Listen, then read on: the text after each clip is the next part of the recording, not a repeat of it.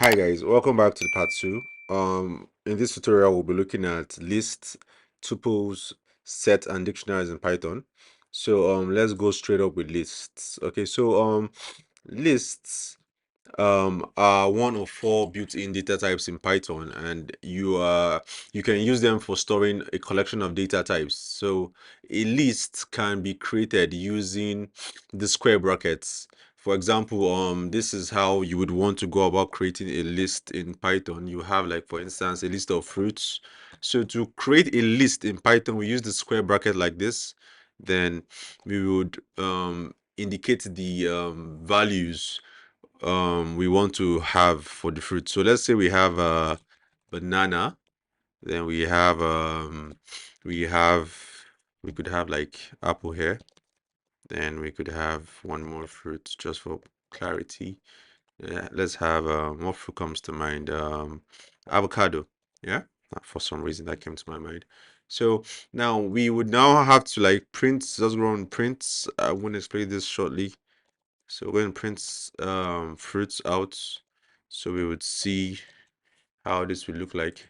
So save this, then hit run. So we should be seeing, yeah, in the console you see banana, apple, avocado. So one thing to notice is that a list is an items that is ordered, is changeable, and it allows duplicate values. So how you reference items in the list is from zero, because list starts at zero, it's indexed at zero, just like a rule of thumb in Python, so in programming generally. So the first item here is at index 0, followed by the next item, index 1 and index 2. So if I was to ask you how many items do we have here, we have 3 items, but they are referenced from the first index at 0. Okay, so in other words, you need to just understand this sequencing naming pattern, so you would know how to reference them. So if I would want to reference the second item in the list here, I would go about referencing it as 1 here.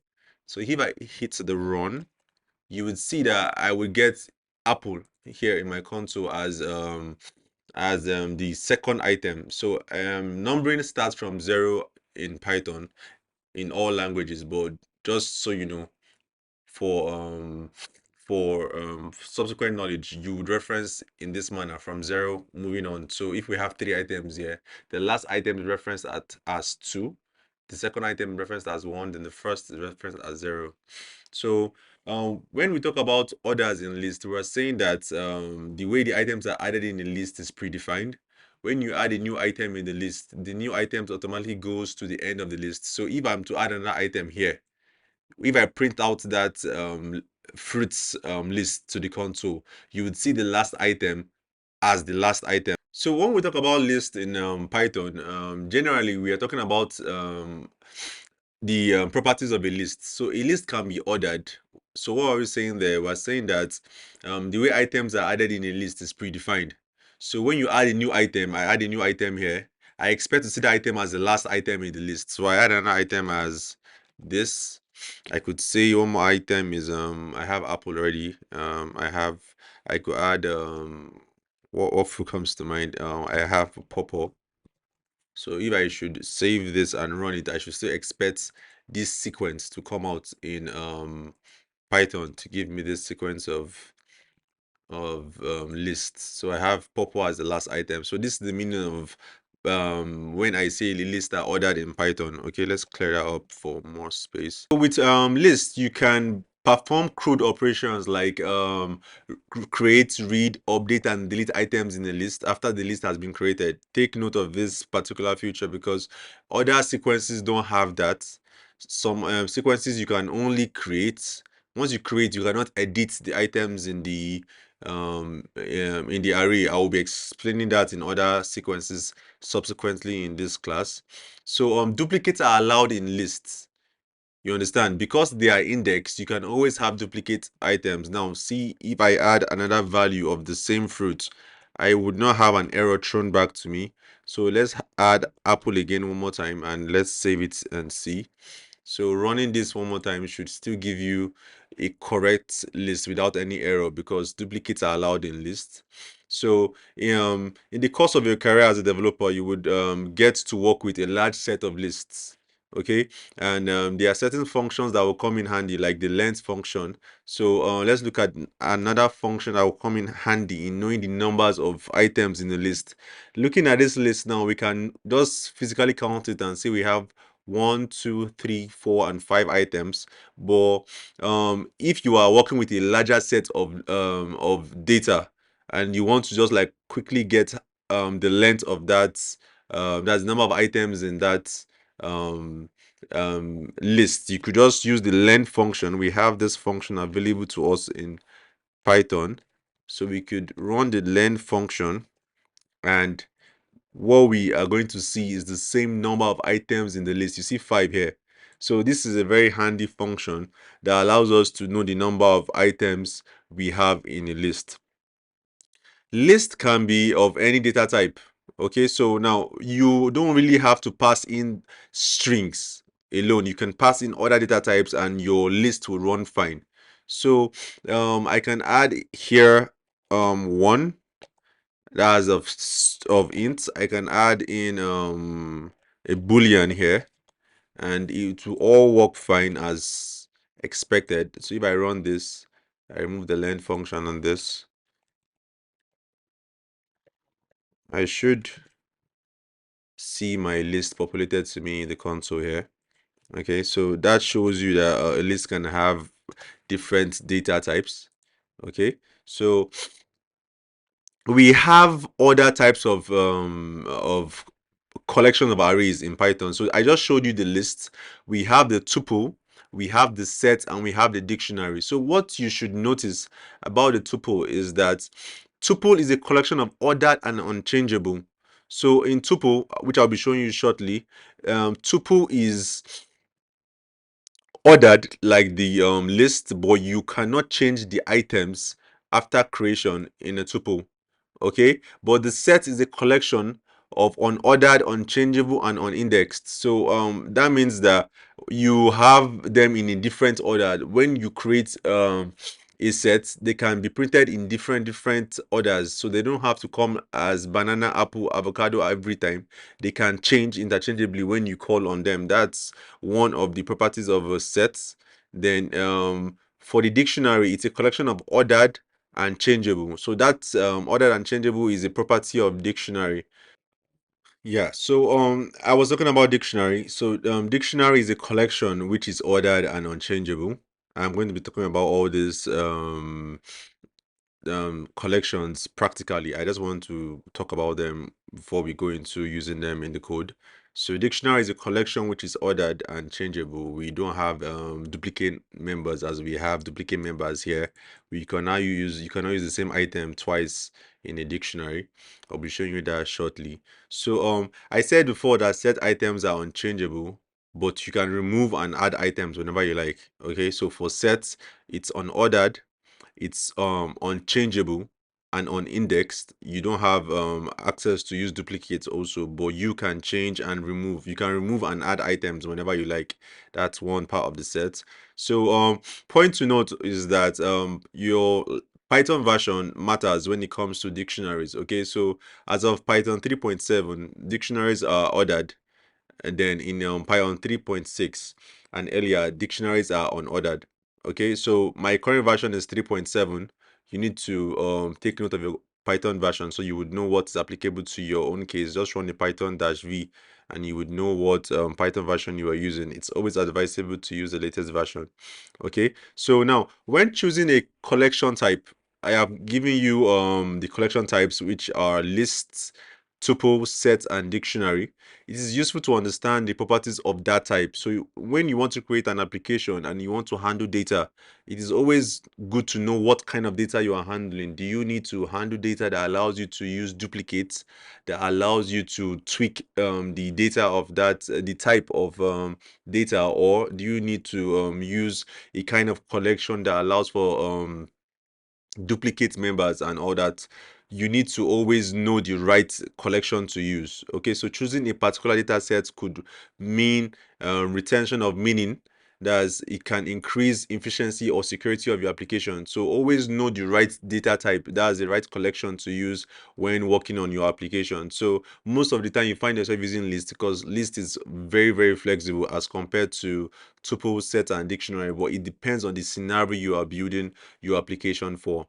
So I'm going to be showing you guys next how to change values. That's change the values in a list. So okay, let me give you an instance. If I want to change the second item here, so the second item on my list is apple. Sorry, the second item on my list is apple. So if I want to go about changing that, I would reference it in this manner like I showed you guys before. You would use the indexing system, fruits, and I know that apple is on index 1, so I use the square braces to reference apple there. Then I want to change apple to grape, so I would use this manner to change the value of items in my list. So when I print out this list back, I should see the value of the second item change. Sorry about that typo. Okay, so when I run this,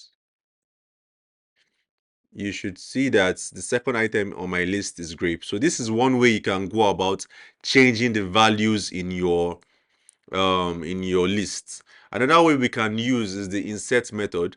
So for the insert method, you just have to use the built-in method insert. So I would go like this. I would reference the fruits again, and I would use dot insert. Okay, so now how does this work? Now I'm going to just now reference the number, that's the index position of the item I want to change. I want to change the third item, so it is at index 2, 0, 1, 2. So I want to change the second item. I would reference the number first, I pass it as the first parameter. Then what do I want to change it to? I want to change it to watermelon. So I would write watermelon here. And when I save it and run it, I should see this third item is going to be watermelon. So let's run that. You can see here now that the result has changed from avocado to watermelon. So these are two ways you could go about changing the items in a list. Okay, so next, now let's look at how we can add items to the list. So to add items to your list, let's clear this up for space. To add items to your list, you could use the append method. Okay, so we have an append method available to us in Python that allows us to add items to a list. So let's say I want to add, let me clear up this extra things here so we don't get distracted. This is a list of fruits. Okay, so the next item I want to do, I want to add an item, like I want to add orange to my list. So I would go with fruits dot append. So this is a method that allows us to add to our list. So when I go with append, I just need to pass in the fruit I want to add, which is orange. So if let me comment this out so I don't get to see it twice.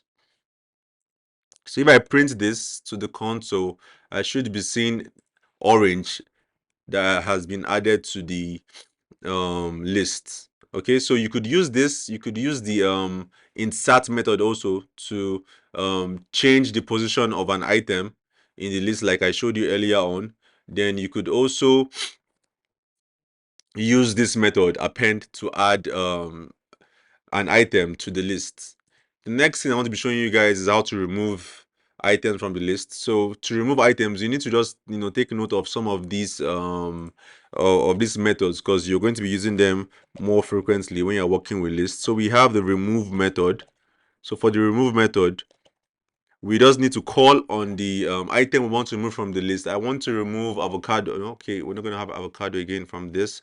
I want to remove banana from the list. So I want to remove banana, spell banana for some reason. So I want to remove banana from the list. So the remove method allows us to remove items from the list. So when I run this, I should not be seeing banana again in my results. So let's see it in the console. So you see my first item on the list now is grape. Okay, so remove method allows us to remove items from the list. We also have the pop method. So the pop method also removes items at a specified index. Okay, so if I want to remove another item from here, I could still use fruits dot pop. That is the method I would use again to remove items. Now, instead of passing the name of the item in the list, I can just pass the position of it. So I want to remove the next item, so I'm going to be removing this on the list. Sorry, this watermelon on the list, because the index is 1. It starts from 0. So when I save this and I run again, I should see watermelon out of the list. So let's see. In our console, you see that watermelon, it's no longer there on our list. It goes next to avocado. So you could use the remove method, or you could use the pop method to remove items from your list. So if you want to delete your list entirely, you could still use, there's a keyword, the del keyword is going to remove your lists entirely. That is going to delete your list from the program. So if I run this, I should have an error that tells me that there is no available list called fruits. So let's clear this up and see that. So let's run this again and see. You see in the no fruits is defined. Name fruit is not defined. That's because this del keyword deletes the list entirely. Okay, so you have to be very careful about that. You don't want to be using that anyhow. So you can use that to delete. You can use that to delete your list entirely. Or if you want to clear your list, like you want to remove all the items in your list, we have another method that is the clear method. So I will just call the clear method on the fruits, and it's going to remove all items in the list. So I'm going to call the clear method. Now this clear method clears all the items in the list. Okay, so when I run this now, I should be seeing an empty. Let me clear this up. Okay, so I run this, I should be seeing an empty list. You see my list here comes back empty. That's because I've applied the clear method on my list, so no item is available on my list anymore. So this is how you go about to manipulate data in your list. So next, we're going to be looking at how to join two lists together. So if I want to have two lists combined in one result, I can go about creating a new list. Let's add drinks, call it drinks. Okay, so I'm trying to create another list that will add to show you the concept of joining two lists together. So I would just have drinks, call it let's call them wine for some reason. I'm thinking of wine right now. Juice. Juice is a drink. Or let's go with soft drinks here. Let's say Fanta. Okay. So I want to join drinks and fruits together in one list. So let's save it out and we'll call it results. So if I want to add fruits and drinks together, I will just have like let's call it result here. Results. I will just use the plus operator. Remember we talked about the plus operator as an arithmetic operator in our last video. So I will just call fruits plus drinks. Okay, so when I print out result, I should be seeing the combination of fruits and drink. So I have results here. Save it. Then let's run it and see what we have. So you see I have grape, avocado, pawpaw, apple, orange, wine, and Fanta. So that's how you can join two lists together in Python. It's very, very easy. So that's basically a brief summary of lists. So what I want to show you guys now is how we can use tuples and what tuples allows us to do in Python. Okay, so let's leave this out. Let's clear this up and let's move into tuples. So now, tuples are used to store multiple items in a single variable, just like lists can do. So tuple is one of the built-in data types I told you about. We have set, list, dictionary, and tuples. Okay, so tuple is a collection which is ordered and unchangeable. Now, as compared to list is ordered and changeable, but for tuples, we cannot change the items in a tuple. So how do we create a tuple? So to create a tuple, let's just call it, let's say, okay, tuple. For some reason, let's say call, let's say the tuple. just to be precise. So we're gonna say tuple is equals to, so now for list you use the square brackets, but for tuples you use the brackets, this. So I'm going to still be creating another tuple of fruits. I think that's better. Don't have anything in my head apart from fruits right now for some reason. So I have banana, we have cherry.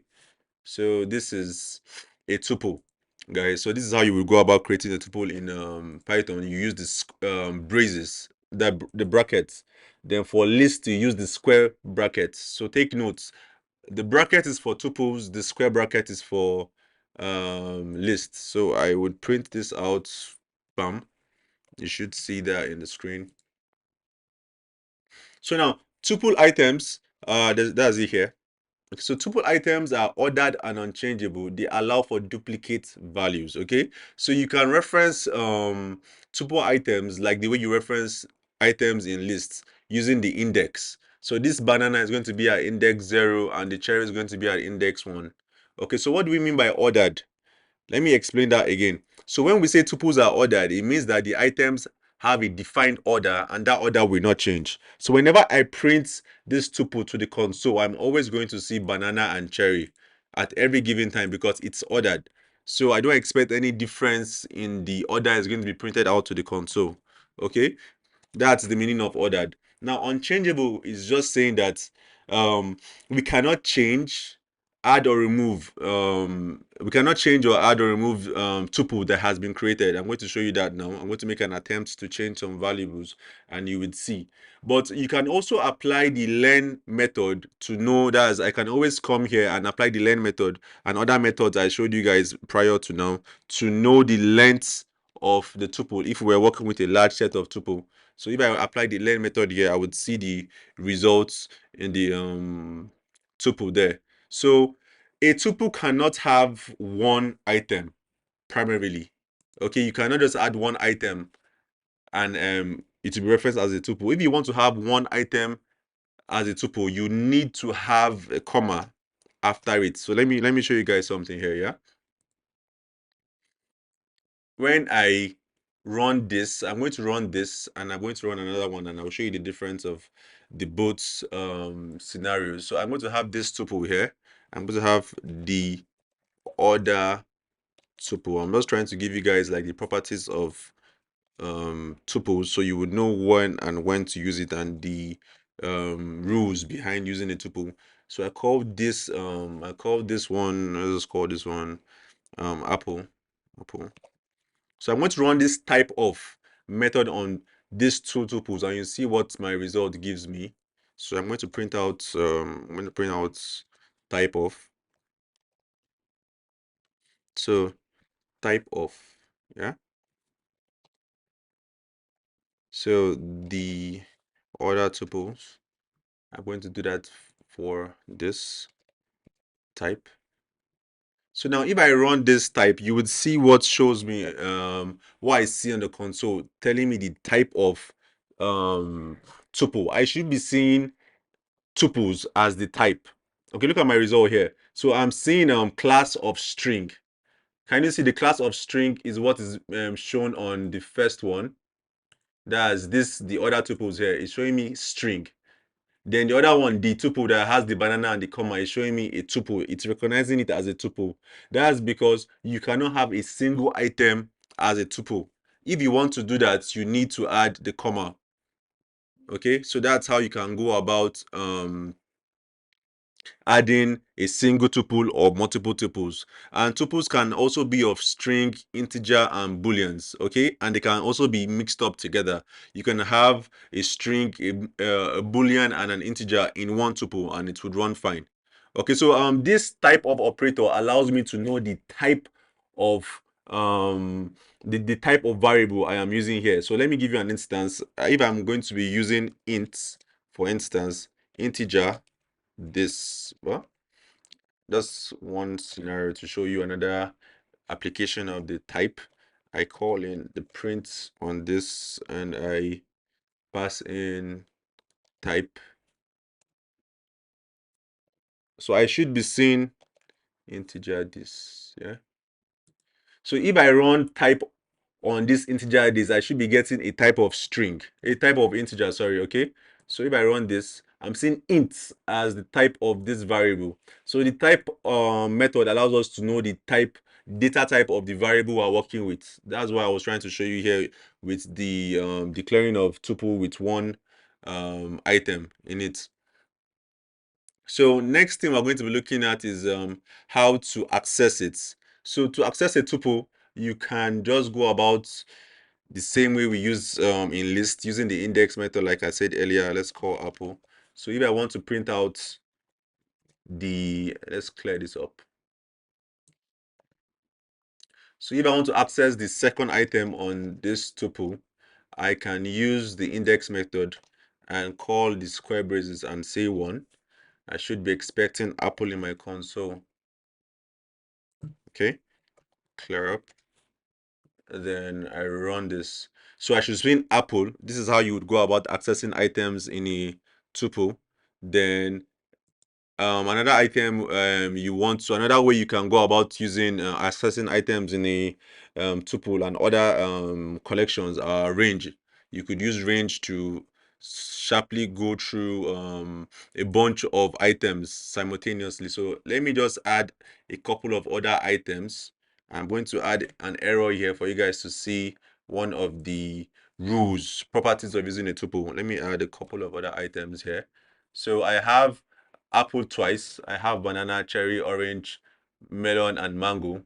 I want to use the range method to access 3 items in my tuple. So if I want to do that, I will just use, like, I will start from the second one to the 5th. Then I would go about printing that to the console. From my results here, I have apple, banana, cherry. So how does the range method work? It starts from the second item, then stops at the 4th, skips the 5th. So let's count it together. We have the banana, which is at position 0. That is the first item. So this is 0, 1, 2. So the range works as per numbering on the numbers. The index is different. The ranging uses numbers, but we have to use the index to understand the number it is referring to. So this is 0, 1, 2. Okay, starts from this second apple, banana, cherry, and it ignores orange. So if you're going to use the range method and you want to get this orange fruit, you need to add it in like this. So you say 2 to 6. So when I save it and I run, I will be getting the orange in, skipping the kiwi. That's how the range works. The last number is ignored in the results. So now I'm trying to show you another property of sets here that allows for duplicate items. So if I want to get that duplicate item, I could start from the very first one and I print it to the console. I see apple, apple, banana, cherry. So that's just me trying to show you one of the properties of a tuple. I would try this also on other collections and you would see the error that is thrown back because it does not allow for duplicates. That's for set and dictionary. Moving on. So that's how you would use the range. If I want to just even check from the first item to the last, I could ignore the end part and I just run it like this and I get the whole thing from apple, ignoring banana. So that's one way we can also use sets range. We could also just go about skipping the first one, then it stops at the third item like this, and if we run it, you see that it starts from banana, the first item, apple, apple, banana. So that is 1, 2, 3, 4. Then it stops there. That's 0, 1, 2, 3. Then it ignores the fourth item, cherry. So that's how it works with ranges. So next, let's look at how we can change values in tuples. So how we can update values. So the trick part of tuples is that we know that tuples are ordered and unchangeable and they allow for duplicate members. So how do we go about changing values now that we know that these things by default don't allow for change? So one way we can go about doing that is converting the data type.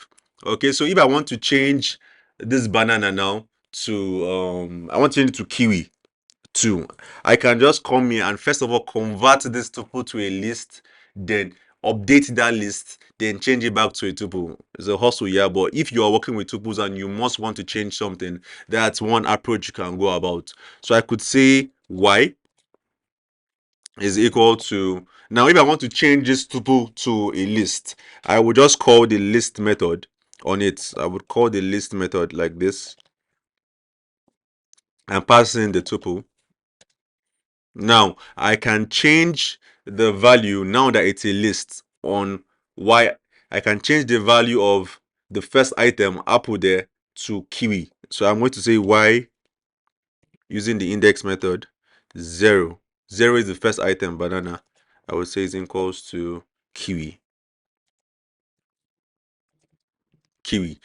Now when I'm done, don't forget I have to change it back to a tuple. So I would say um, x is equal to tuple and work with the new tuple from the same list. Okay, so when I print out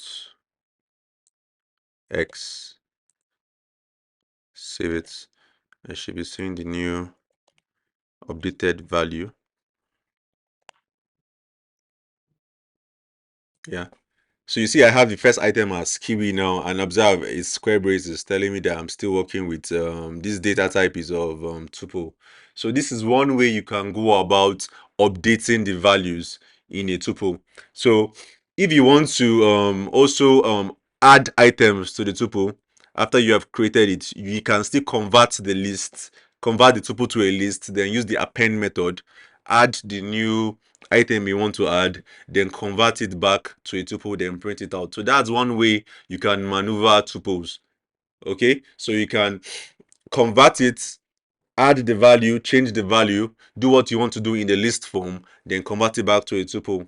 So now let's talk about unpacking and packing of tuples. So first of all, when we create a tuple and we assign values to it, like we have this on line 1 here, we are basically packing that tuple. That's the meaning of packing. Okay, so that's how to pack a tuple. When they say pack a tuple, you just basically define the variable and pass in a value. That's the items of your tuple to it. You are basically packed it. But now the important thing, the fun part about it now is unpacking. How do we unpack some of these variables to our results, to other variables? Unpacking is just assigning the items of each of these sets in a tuple. Sorry, let me take that again.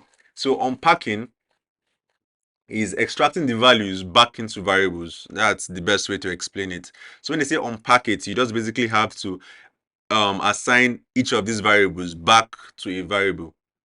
Okay, each of these values back to a variable. So I hope that's clear enough. So if I want to assign, let's try and shrink this a bit. Let's work with a lesser size so you get the idea I'm trying to send here. So if I want to unpack this, I would just create a bunch of variables. Let's say banana is green. Okay, apples are red. Yes. Generally apples are red. You have other colors though. So what next do we have? Cherries. Cherries are red. Let's use, no, let's just skip that.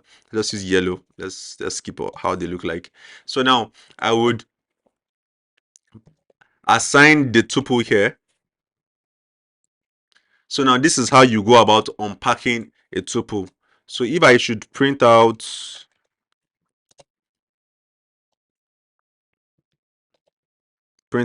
the first variable, print out the second, then print out the third. Okay, you would see that each of all these variables have been assigned a value of the tuple. Then I will show you something else about the other values. You see we have an error here, too many values to unpack. Okay, so now if you are working with, let me clear the error first. Let me make it match the number of values I have here. Let's clear it, and I'll show you how to fix that if you have a bigger set to work with. So now let's run this. This should clear up. 3 for 3, yeah. X is not defined. Oh, sorry. Let's run this. Done with that. Run this. So you see, I have banana, apple, apple. So each of the items in the tuple have been assigned to variables here. This is unpacking of a tuple. That's how it looks like. So let's go back to having a bunch of other items in the tuple. So now, for instance, you have a bunch of items like this, and you want to still unpack it. So I just need to add the asterisk key here. I add the asterisk key here.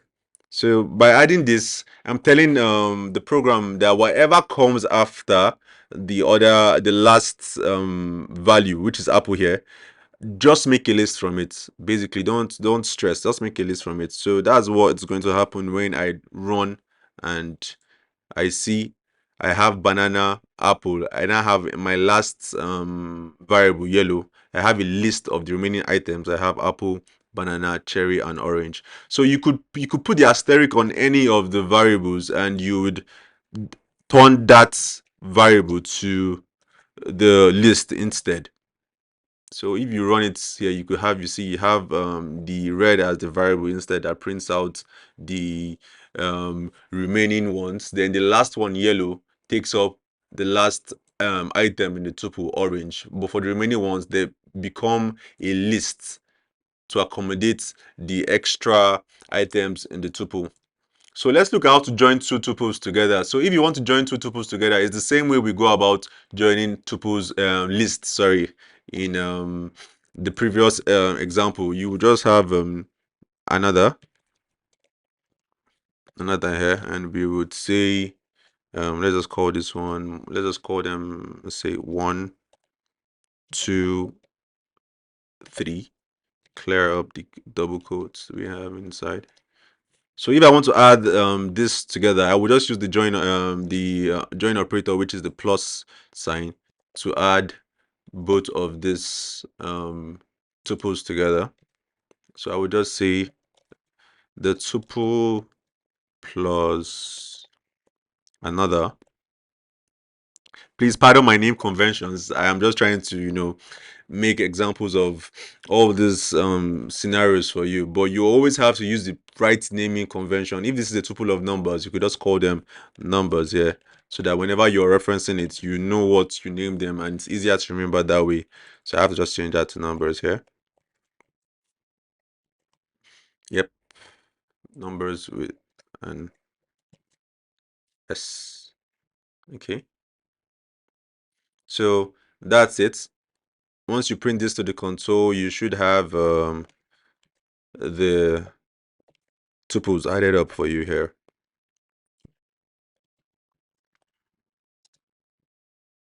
Okay, so red is not defined. Oops.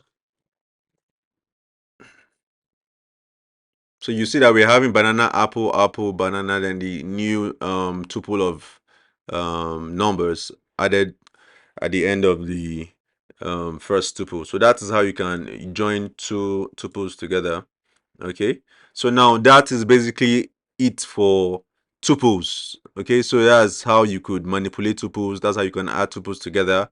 That's how you could convert tuples and use them for a particular purpose if the nature of tuples does not permit you to do what you want to do with tuples. Okay, let's clear that up.